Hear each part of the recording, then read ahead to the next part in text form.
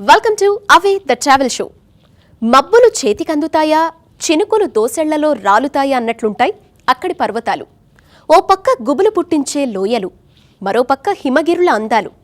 ఇవన్నీ హిమాలయ పర్వతాల మధ్యలో ఒదిగిపోయిన హిమాచల్ ప్రదేశ్ సొంతం. చలికాలంలో గడ్డకట్టుకుపోయే సెలయేళ్లు, ఎండాకాలం వచ్చేసరికి జలపాతాల్లా మారే వైనం. మంచు మైదానాలతో టూరిస్టులను అలరిస్తూ వేసవి విడిదిగా సేద తీర్చే హిమాచల్ ప్రదేశ్ అందాలు ఇవాల్టి అవే ద ట్రావెల్ షోలో చూసేద్దాం.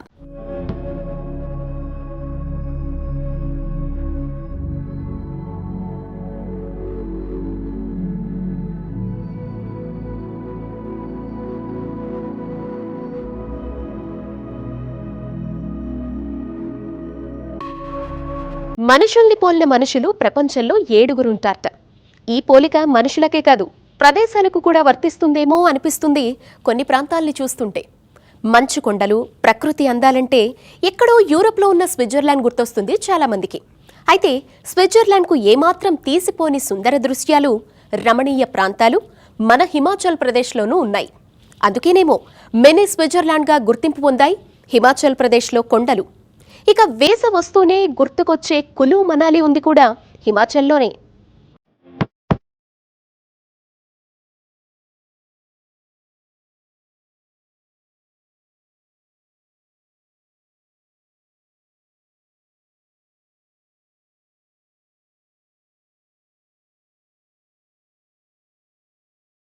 కనురెప్ప వాల్చితే మాయమైపోతుందేమో అన్నంత అందం హిమాలయాల సొంతం.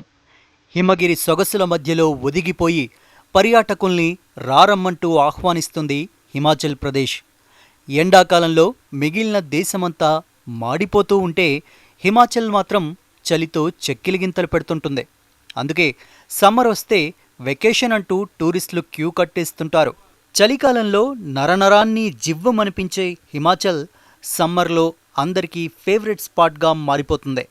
సమ్మర్, వింటర్ అనే సీజన్తో సంబంధం లేకుండా పర్యాటకుల్ని తన వైపు తిప్పుకుంటున్న హిమాచల్ ప్రదేశ్లో ఎంజాయ్ చేసే టూరిస్ట్ స్పాట్స్, చూడాల్సిన అందాలు చాలానే ఉన్నాయి.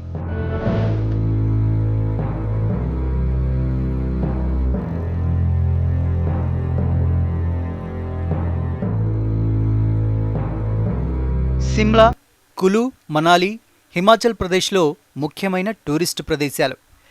ఎత్తైన కొండలు, లోతైన లోయలు, మంచు పర్వతాలు, వయ్యారి నదులు, ఆహ్లాదకరమైన ప్రకృతి అందాల్ని ఆశాంతం ఆస్వాదించాలంటే కులు, మనాలిని మించినవి లేవు.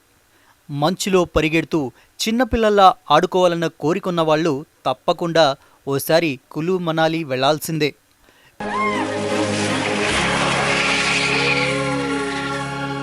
కులు, మనాలి అంటే ఒకే ప్రాంతం అనుకుంటారు చాలామంది. అయితే ఈ రెండు వేరువేరు ఊర్లు హిమాచల్ ప్రదేశ్కు చిట్ట చివరిలో ఉంటాయి. మొదట కులు, అక్కడి నుంచి 40 కిలోమీటర్ల దూరంలో తెల్లటి మంచు దుప్పటి కప్పుకొని మనాలి టూరిస్టులకు స్వాగతం పలుకుతుంటాయి.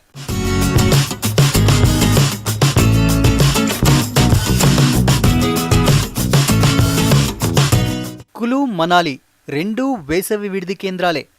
పర్వత శిఖరాల మధ్యలో ఉండడం వల్ల కులు, మనాలి చుట్టూ ఎత్తైన కొండలే కనిపిస్తుంటాయి.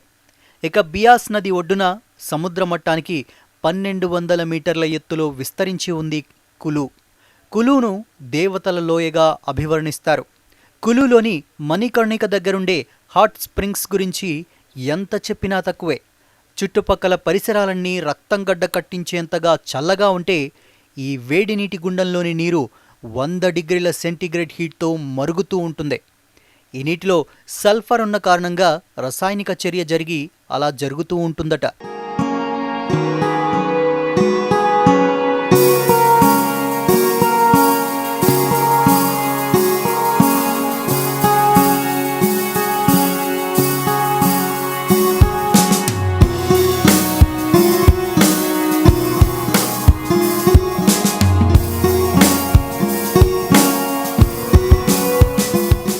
ఇక 2 కిలోమీటర్ల దూరంలో ఉంటుంది ఖీర్ గంగా, వేడి నీటి జలపాతం. మణికర్ణికలో వేడి నీటిని తాకొచ్చు, ఖీర్ గంగాలో అయితే ఏకంగా స్నానం చేయొచ్చు. ఇక్కడి నీటితో స్నానం చేస్తే ఎలాంటి రోగాలు దరిచేరవని ఓ నమ్మకం. అలాగే రఘునాథ్ టెంపుల్, బాషేశ్వర ఆలయం, బిజ్లీ మహాదేవాలయం కూడా కులులో ప్రముఖమైనవి. వీటిలో బిజ్లీ మహాదేవాలయానికి ప్రత్యేకత ఉంది. ఏడాదిలో కొన్ని ప్రత్యేక రోజుల్లో ఇక్కడున్న స్తంభంపై పిడుగులు పడుతుంటాయి. వాటి ప్రభావంతో శివలింగం ముక్కలైపోతుంది. ఆ ముక్కల్ని వెన్నతో అంటిస్తారు. ఇదంతా మహాశివుడి లీలగా భావిస్తుంటారు స్థానికులు. పట్టణంలోని అఖారా బజార్లో వివిధ రకాల హ్యాండీక్రాఫ్ట్స్ దొరుకుతాయి.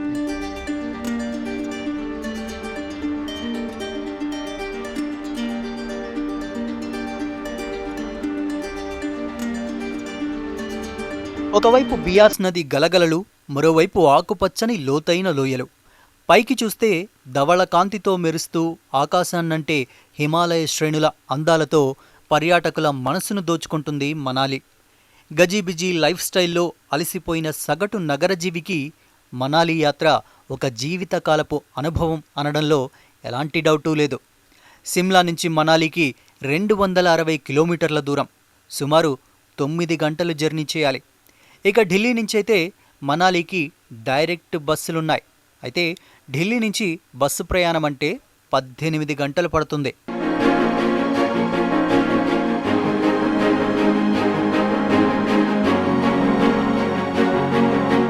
వేసవి విడిది కేంద్రంగానే కాదు, అనేక పర్యాటక ప్రాంతాలకు కూడా మనాలి పెట్టింది పేరు.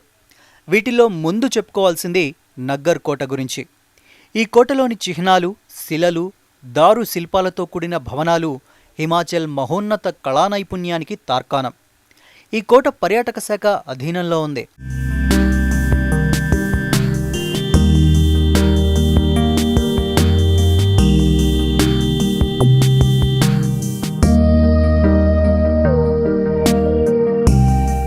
అలాగే స్థానికంగా ఉన్న హిడింబి ఆలయం కూడా ఫేమసే. పాండవుల్లో 2వ వాడైన భీముని భార్య హిడింబిని ఇక్కడి ప్రజలు దేవతగా కొలుస్తారు. 1553లో నిర్మించిన హిడింబి ఆలయంలో 4 అంతస్తుల ఎత్తులో ఉండే గోపురం, సున్నితమైన దారు చెక్కడాలు టూరిస్టుల్ని ఆకట్టుకుంటాయి.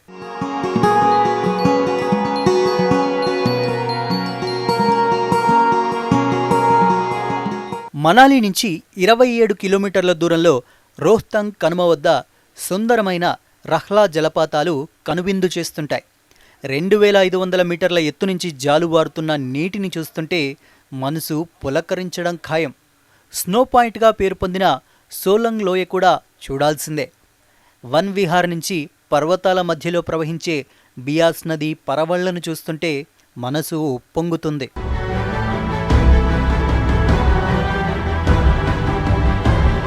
కులు మనాలి ప్రాంతాల్లోని పచ్చదనం, కొండలు మనసుకు ఆహ్లాదాన్ని పంచుతాయి. ఇక్కడ సరదాగా ఆనందించడానికే కాదు, అద్భుత సాహస కార్యాలు కూడా చేయొచ్చు. Skiing, trekking, paragliding, biking, angling, river రాఫ్టింగ్లు కొత్త అనుభూతినిస్తాయి. ఇవన్నీ స్నో రిలేటెడ్ స్పోర్ట్స్ కాబట్టి మంచు కురిసే సమయంలో అక్టోబర్, ఫిబ్రవరి మాసాలు ఇక్కడి పర్యటనకు అనుకూలం.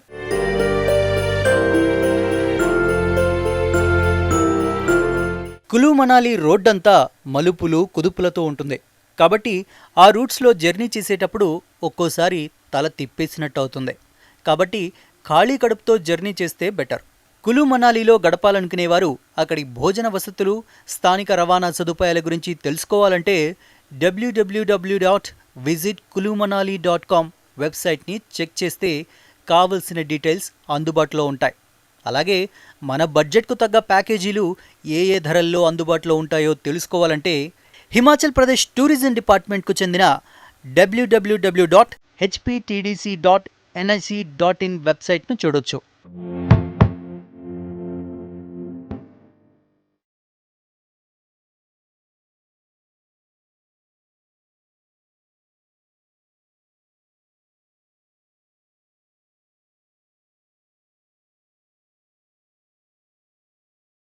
ఎటు చూసినా కొండలు, ఆ కొండవాలు మీద కట్టుకున్న ఇళ్ళు, మలుపులతో టెన్షన్ పెట్టే ఘాట్ రోడ్లు, నలువైపులా లోతైన లోయలు, వాటి మధ్యలో చెంగు చెంగున దూకే జలపాతాలతో అద్భుతంగా ఉంటుంది సిమ్లా. కనుచూపు మేర కళ్ళు మిరుమిట్లు గొలిపేలా పరుచుకున్న మంచు మైదానాన్ని చూస్తే ఎవరు మాత్రం ఆగుతారు? గలగల పారే సెలయేళ్లు, జలపాతాలు, వాగులు అన్నీ మంచు శిల్పాల్లా మారిపోతే కుదురుగా ఉండాలని ఎందుకు అనిపిస్తుంది చెప్పండి? వయస్సుతో సంబంధం లేకుండా మంచు ముద్దలతో బంతాటాడాలనిపిస్తుంది. మరి ఇలాంటి అందమైన ఆనందాన్ని పొందాలంటే మాత్రం సిమ్లా వరకు వెళ్ళి రావాల్సిందే. అందుకే సమ్మర్లో చల్లదనం కోసం, చలికాలంలో ఆటల కోసం అంటూ టూరిస్టులతో ఎప్పుడూ కిటకిటలాడుతూ ఉంటుంది సిమ్లా.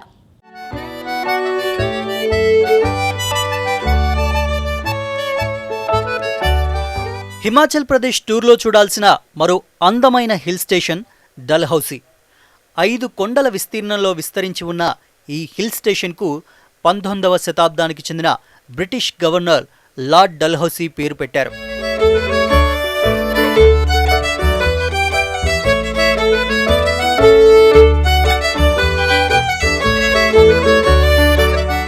పైన్, ఓక్, దేవదారు వృక్షాల పచ్చదనంతో పాటు కనుచూపు మేరలో కనిపించే మంచు కిరీటాలు తొడుక్కున్న పర్వతాలు ఈ ప్రదేశాన్ని టూరిస్ట్ స్పాట్గా మార్చేశాయి. క్రమ పద్ధతిలో ఉండే వీధులు, బిల్డింగ్లు, కొలోనియల్ నిర్మాణ కౌశలాలు ఈ ప్రాంతం ప్రత్యేకతలు.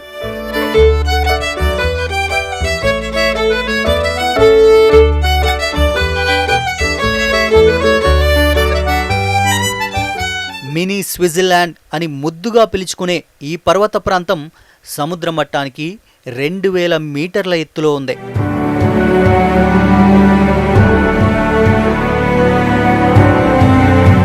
మంచును కుప్పగా రాసిపోసినట్టుగా ఉండే పర్వతాలు, దట్టంగా పరుచుకున్నట్టుగా ఉండే ఆ మంచు పర్వతాల మీద సూర్యకిరణాలు పడి మెరిసిపోతూ వెండి కొండలన్న విశేషణానికి అసలైన అర్థాన్నిస్తున్నట్టుగా ఉండే ప్రకృతి సౌందర్యం సిమ్లాకు సొంతం. ఎటు చూసినా హిమాలయ పర్వత శ్రేణులు, లోయలు, క్రమశిక్షణతో పెరిగినట్టుగా ఉండే పైన్, ఓక్ చెట్లు అడుగడుగునా సిమ్లాలో ప్రత్యక్షమవుతాయి. నలువైపులా లోతైన లోయలతో, దేవదారు వృక్షాలతో కూడిన దట్టమైన అడవుల మధ్యలో చెంగు చెంగున దూకే జలపాతాలతోనూ సిమ్లా అద్భుతంగా కనిపిస్తుంది. సిమ్లా పట్టణం ఓ కొండవాలులో విస్తరించి ఉంటుంది. ఇక్కడి ఇళ్లన్నీ దూరం నుంచి చూస్తే ఒకదానిపై ఒకటి పేర్చినట్టుగా ఉంటాయి. యాపిల్ పండ్లకు ఫేమస్ అయిన సిమ్లా హిమాచల్ ప్రదేశ్ రాజధాని కూడా. ఇక సిమ్లా అంటే ఫస్ట్ గుర్తొచ్చేది టాయ్ ట్రైన్ జర్నీ. ఢిల్లీ నుంచి చండీగఢ్ దాటగానే కల్కా వస్తుంది. కల్కా నుంచి సిమ్లాకి 96 కిలోమీటర్ల దూరం. నారోగేజ్పై పరుగులు తీసే ఈ బుల్లి రైల్లో ప్రయాణమే సిమ్లా టూర్లో అసలైన మజా. రైలు ముందుకు వెళ్తున్న కొద్దీ మారిపోయే వాతావరణం, పెరిగే చలి, దారి పొడవునా ఎత్తైన పర్వతాలు, కొండల్ని చీల్చుకుంటూ అక్కడక్కడ పెద్ద పెద్ద సొరంగాలు. వీటన్నింటినీ చూస్తూ కేరింతలు కొట్టకుండా కూర్చోవడం అంటే ఎవరికైనా కష్టమైన విషయమే.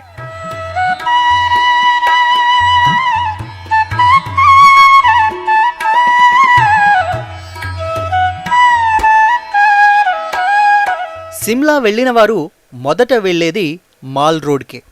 ఇక్కడ అన్ని రకాల వ్యాపార భవనాలుంటాయి. కేఫ్లు, రెస్టారెంట్లు, థియేటర్లు టూరిస్టులతో బిజీగా ఉంటాయి. మాల్ సెంటర్లో గుర్రమెక్కి మొత్తం చుట్టేస్తూ పనిలో పనిగా ఓ ఫోటో తీసుకుంటే ఆ మధురానుభూతే వేరు. అందుకే షాపింగ్ చేసినా చేయకపోయినా మాల్ రోడ్లో సరదాగా తిరగడానికి పర్యాటకులు ప్రాధాన్యత ఇస్తారు. సిమ్లాలోనూ దాని చుట్టుపక్కల ప్రాంతాల్లోనూ యాపిల్ తోటలు ఎక్కువగా ఉంటాయి. పర్యాటకులు ఈ పండ్లను కోసినా స్థానికులు ఏమీ అనరు. కానీ పచ్చికాయను ముట్టుకుంటే మాత్రం నోటికి పని చెప్తారు. కాబట్టి సరదాకి కూడా పచ్చి యాపిల్స్ జోలికి వెళ్ళకపోవడమే బెటర్.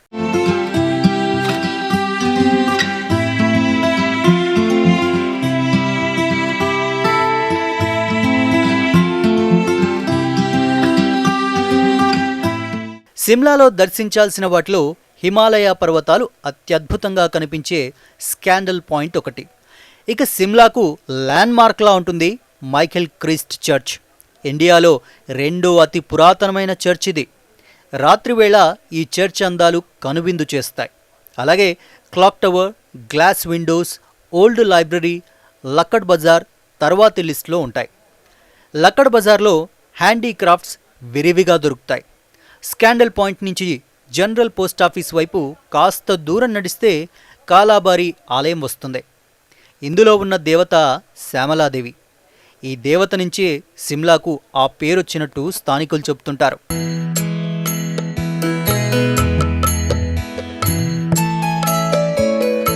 ఇక జాకు ఆలయం ఉన్న శిఖరం కూడా ప్రత్యేకంగా చూసి తీరాల్సిందే. ఈ కొండపై హనుమంతుడి పాదముద్రలు కనిపిస్తూ ఉంటాయి. 108 అడుగుల ఎత్తులో సింధూర వర్ణంలో ఉండే హనుమంతుడి విగ్రహం ఈ క్షేత్రానికి మరింత విశిష్టతను తెచ్చిపెట్టింది.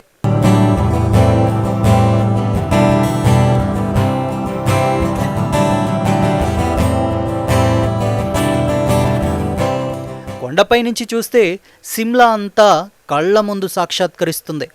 స్టేట్ మ్యూజియంలో హిమాచల్ ప్రదేశ్కు చెందిన పురాతన చారిత్రక ప్రాధాన్యమున్న శిల్పాలు, పెయింటింగ్స్ ఉంటాయి. భారతీయ సంస్కృతిని కళ్లకు కట్టినట్టు చూపించే ఈ మ్యూజియంలో అంతా తిరిగి చూస్తుంటే సమయం ఎలా గడిచిపోతుందో కూడా తెలియనంత త్వరగా అయిపోతుంది. అలాగే హ్యాండీక్రాఫ్ట్స్కు కేర్ ఆఫ్ అయిన Himachal emporium, Himalayan bird park, Shimla ఫుడ్కు స్పెషల్ అయిన సీతారాం అండ్ సన్స్ హోటల్ కూడా చూడాల్సిన వాటిలో ఉంటాయి. సిమ్లా నుంచి కుఫ్రీ వెళ్లే దారంతా ఓవైపు ఆకాశాన్నంటే పర్వతాలు, మరోవైపు లోతెంతో కూడా అంతుపట్టని అగాధాలు ఉంటాయి.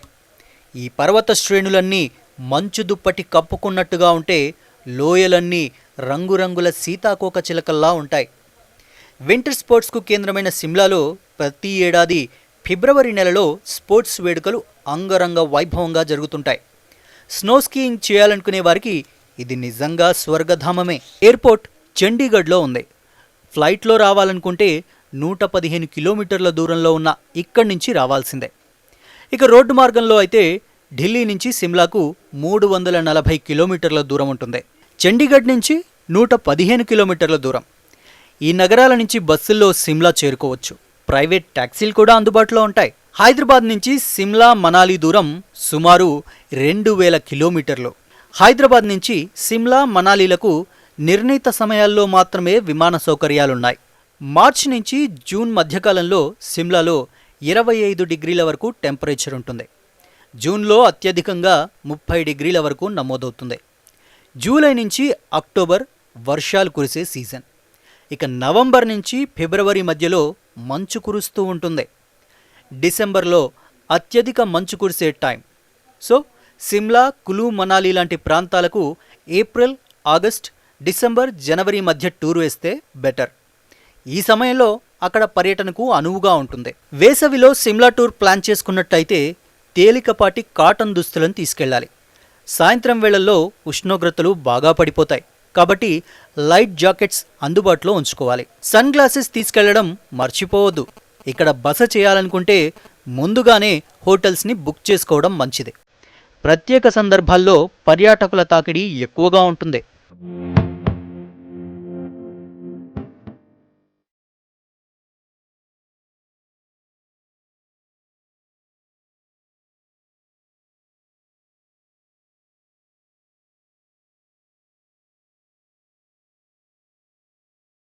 ఇది ఇవాల్టి అవే ద ట్రావెల్ షోలో హిమాచల్ ప్రదేశ్ స్పెషల్.